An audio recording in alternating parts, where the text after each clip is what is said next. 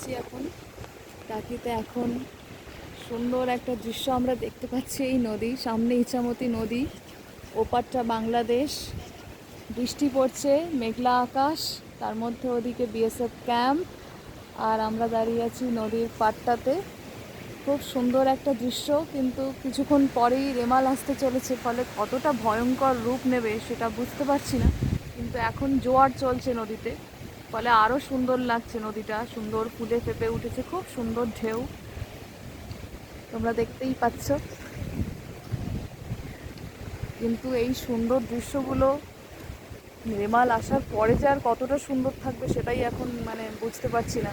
খুবই খারাপ লাগছে ভেবে যে এত সুন্দর দৃশ্য যদি সত্যিই রেমাল এসে তার ধ্বংস লীলা ঘটিয়ে দেয়, ফলে তখন খুব মুশকিল হয়ে যাবে, অনেক মানুষের ক্ষতি। তখন আর এই দৃশ্য আর সুন্দর লাগবে না। এখন তো সুন্দর লাগছে, বাট যেটা পরে যে কতটা ভয়ঙ্কর হবে বুঝতে পারছি না। বাট তবুও বৃষ্টি পড়ছে, মেঘলা আকাশ, সুন্দর এখনো পর্যন্ত উপভোগ করতে ইচ্ছা করছে বা করছিও।